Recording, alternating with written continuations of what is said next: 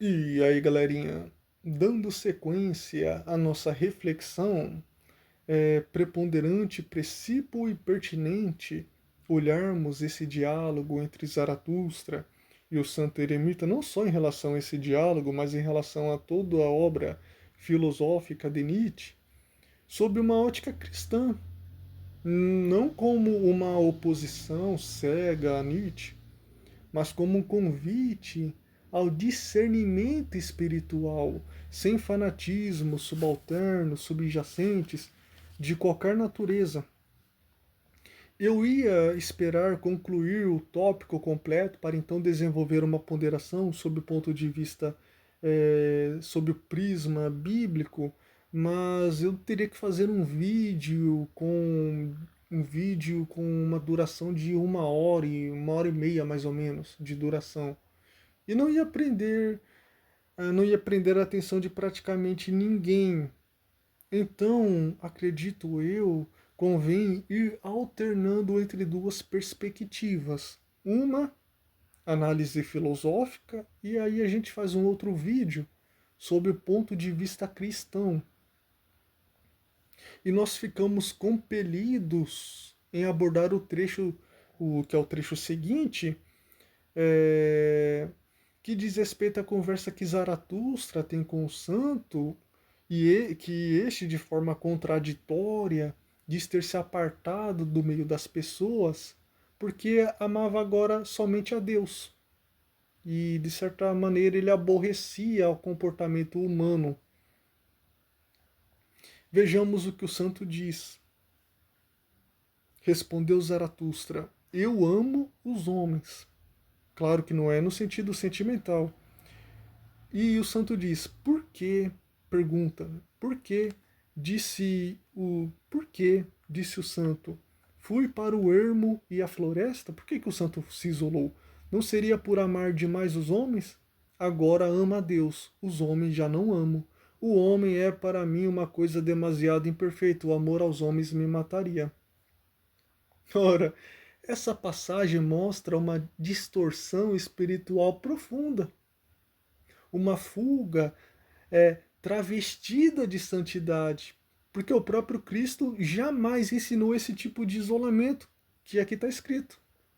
Pelo contrário, toda a essência do cristianismo está resumida em amar primeiramente a Deus, esse é o primeiro mandamento, né? Mas você tem que igualmente amar ao próximo, ao seu semelhante, aos homens. Então, como que ele poderia afirmar que ama a Deus e ao mesmo tempo ele nega o amor ao seu irmão? Não faz sentido. O apóstolo João é contundente quanto a isso e eu anotei aqui em 1 João 4,20, a epístola: se alguém diz eu amo a Deus e odeia seu irmão, é mentiroso. Pois quem não ama seu irmão, a quem vê, a quem você está vendo com seus olhos, não pode amar a Deus a quem você não vê. E eu acredito que a interpretação desse versículo não é apenas a visão física. E esse versículo é o coração da crítica que se deve fazer ao comportamento do santo. Seu amor a Deus se torna ilusório, sem o gesto concreto do amor humano. Ele troca o mandamento do amor pelo orgulho da pureza, que no fundo é uma fuga da própria compaixão. E Nietzsche, ao colocar essas palavras na boca do santo eremita, ele faz uma ironia aguda. O santo, ele pensa ter alcançado a perfeição espiritual ou se tornou um santarrão, mas aos olhos de Zaratustra e de qualquer pessoa que conhece o mínimo de Bíblia, ele se esvaziou de humanidade. E esse tipo de fé que o santo passa a ter é uma caricatura da verdadeira fé. Logo, esse santo é, aos olhos do Evangelho, um homem enganado pela sua própria vaidade religiosa, espiritual. Um ícone de falsa santidade. Ele tem aparência de fé, mas sem essência de amor. Para Nietzsche, o santo eremita é um homem que se afastou da vida e dos homens, acreditando-se puro e iluminado, mas na verdade ele representa uma espiritualidade decadente, uma negação da vida, algo que o próprio Zaratustra justamente declinou das montanhas para ensinar os homens a superação. Para o cristianismo, para o verdadeiro cristianismo, o amor a Deus não pode existir sem o amor ao próximo.